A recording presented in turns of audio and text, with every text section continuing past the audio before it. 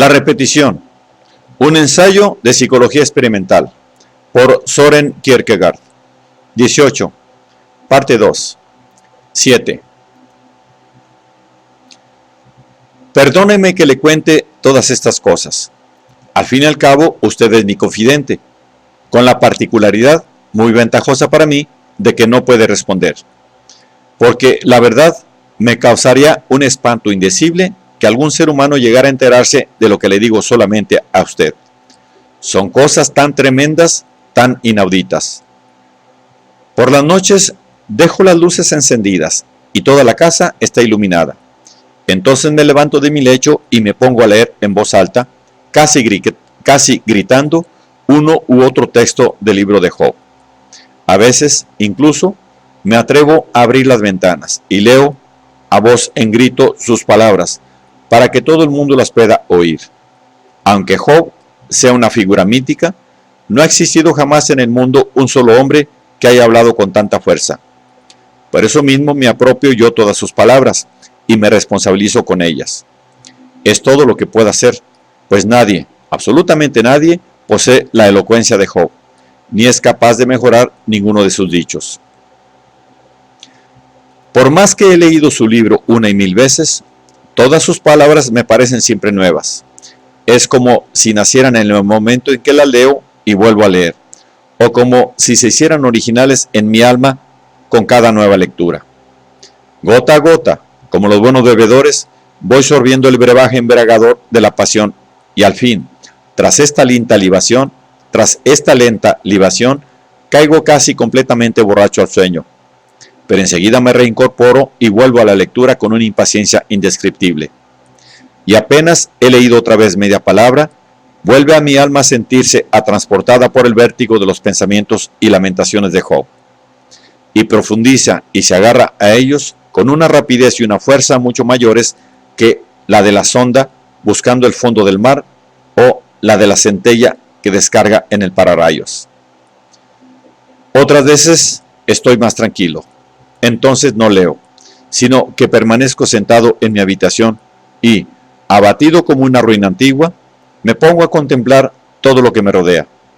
Y entonces, medio soñando, me parece como si yo mismo fuera un niño pequeño que se arrastra y da vueltas por su habitación, o se queda quietecito en un rincón, entretenido con sus juguetes. En esta especie de dormevela me encuentro en un extraño humor. No puedo comprender qué es lo que hace que las personas mayores sean tan apasionadas, ni tampoco entiendo ni una palabra de lo que disputan entre sí. Aunque no por eso dejo de tener el oído atento a todo lo que dicen. Y pienso que fueron los hombres malos y perversos quienes motivaron todos los sufrimientos de Job. Esto es, sus propios amigos, que sentados a su vera lo acosan y le ladran como perros rabiosos. Y entonces, finalmente, me pongo a llorar a lágrima viva y me estruje y destroza el alma una angustia indecible y vasta. Una enorme angustia por el mundo y por la vida, por los hombres y por todas las cosas. En este momento me despierto de mi sopor y comienzo de nuevo a leer a Job con todas las fuerzas de mi alma y de mi corazón. Entonces, de repente, me quedo como mudo y ciego. Ni oigo ni veo nada. Solamente allá a lo lejos, en una penumbra caliginosa, imagino a Job postrado junto a la chimenea y con sus amigos al lado. Nadie dice una palabra, pero en este denso silencio se ocultan las cosas más espantosas, como secretos que ninguno se atreve a mencionar siquiera. Y entonces se rompe el silencio y el alma atormentada de Job prorrumpe en lamentaciones que claman al cielo. Esto lo comprendo perfectamente y por ello hago mías sus palabras de profundo dolor y de amarga queja. Claro que enseguida me doy cuenta de la contradicción que representa el que me ponga en el puesto de Job y me apodere de sus palabras. Este contraste hace que me ría de mí mismo, de igual modo que la gente se ríe del niño pequeño cuando lo ve vestido con el traje de su padre. No sería como para morirse de risa el que cualquier otro hombre fuera de Job nos viniera diciendo, por ejemplo, «Oh, si un hombre pudiese litigar con Dios como lo hacen los hijos de los hombres con sus hermanastros. Le he dicho hace un momento que estas imprecaciones de Job las comprendía perfectamente. Esto no es del todo exacto, porque en realidad lo que experimento en este sentido es una cierta angustia, como si no las comprendiera de hecho todavía, pero estuviera a punto de hacerlo, como si todos los horrores que padeció Job estuvieran esperándome al acecho de mi camino, para abalanzarse inmediatamente sobre mí, o como si yo mismo los atrajera sobre mí por el solo hecho de leerlos en su libro, de la misma manera que se puede contraer una enfermedad leyendo lo que los médicos han escrito sobre ella. 14 de diciembre. Mi callado confidente. Todo tiene su tiempo. La furia de la fiebre ha pasado y me encuentro como un convaleciente. El misterio, la fuerza vital, el nervio y la idea de Job es precisamente que él, a pesar de todo, tiene razón. Esta persuasión y las afirmaciones correspondientes son lo que hacen de él una excepción respecto de todas las consideraciones y juicios habituales de los hombres. Su constancia inquebrantable y la fuerza de sus afirmaciones demuestran la autenticidad y la justicia de su causa. Cualquier explicación humana es, a sus ojos, un simple error, y toda su desgracia y miseria es para él, en relación con Dios, un mero sofisma. Un sofisma que él no puede aclarar de ningún modo, pero le consuela la seguridad de que Dios sí puede resolverlo. Todos los argumentos ad hominem son empleados contra él, pero se sostiene valientemente en su convicción inexpugnable. Afirma categóricamente que está en buen entendimiento con Dios y se sabe inocente y puro en lo más íntimo de su corazón, a la par que sabe que Dios también conoce su inocencia. Y, sin embargo, todo le sale torcido y el mundo entero le contradice. La grandeza de Job estriba en que el apasionamiento de su libertad no se deja sofocar o aquietar con una expresión o explicación falsa. En análogas circunstancias, este apasionamiento de la libertad queda sofocado por completo en la mayoría de los hombres, porque su pusilanimidad y una mezquina angustia les hace creer erróneamente que sufren a causa de sus propios pecados.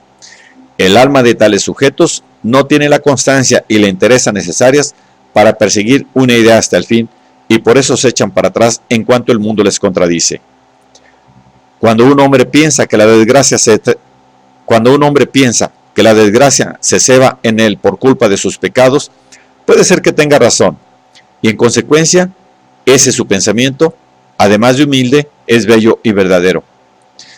Pero también puede suceder que lo crea así, porque oscuramente concibe a Dios como un tirano. Esta concepción absurda aparece perfilada en cuanto se encasille a Dios bajo determinaciones o categorías morales, como si fuera meramente un legislador. Job, por otra parte, tampoco tiene nada en común con los individuos de tipo demoníaco. Estos individuos, por ejemplo, le dan de palabra la razón a Dios, pero cuidándose muy bien de mantener en su fuero interno el convencimiento absoluto de que son ellos los que en realidad tienen razón. Aman a Dios, según ellos mismos acostumbran a decir, aun cuando Dios tiente precisamente a los que más ama. Y aunque Dios, pensando precisamente en estos pobrecitos individuos que tanto sufren, no esté dispuesto a hacer un mundo nuevo y mejor que este miserable en que vivimos, ellos mantendrán siempre encendida, con el mayor entusiasmo y valentía del mundo, la llama del amor de Dios.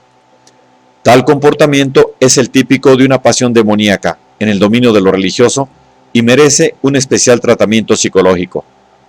Tanto en aquellos casos en que semejantes individuos cierran todas las disputas en este punto con una actitud humorística, que lo toma todo a broma para no tener que enfrentarse a ulteriores objeciones, como en aquellos otros casos en que su pasión culmina en la obstinación egoísta de su propia fuerza interior. Job, pues, se mantiene firme en sus afirmaciones de que la razón está de su parte. Sus palabras son el testimonio de la noble actitud y franqueza de un hombre verdaderamente valiente. Esto es, un hombre nada engreído, que se sabe frágil y fugaz como una flor del campo, pero que en la dirección de la libertad encierra algo grandioso, porque tiene una conciencia que ni Dios mismo puede arrebatársela, porque fue Él quien se la otorgó. Sus palabras, además, demuestran el amor y la confianza de un hombre que está plenamente convencido de que Dios, cuando uno habla con Él directamente y sin intermediarios mezquinos, puede aclararlo y explicarlo todo. Los amigos, por su parte, no le conceden ni un momento de tregua. La lucha con ellos es un purgatorio en el que constantemente se purifica la idea que Job tiene de que, a pesar de todas las apariencias y ataques, le asiste la razón. Si Job, personalmente, no tuviera los arrestos y el ingenio suficientes para encontrar motivos con los que angustiar su conciencia y amedrentar su alma, si le faltara la imaginación necesaria para poder espantarse de sí mismo por la culpa y el delito que podían quizá estar solapadamente escondidos en lo más recóndito de su interioridad, entonces, ¿qué duda cabe? Sus buenos amigos le ayudarían y estimularían de maravilla con la evidencia de sus alusiones y la insolencia de sus acusaciones, al mismo tiempo que serán muy capaces, con el envidiable talismán de su intromisión, de sacar a luz lo que estuviera más profundamente oculto. El principal argumento que esgrimen sus amigos es el de la desgracia pavorosa que se ha cebado en él. Y desde esta posición sólida, continúan incansablemente en su ataque. Se podía pensar que en esta situación a Job no le quedara otra alternativa que la de volverse loco o hundirse destrozado en su desgracia, capitulando sin condiciones.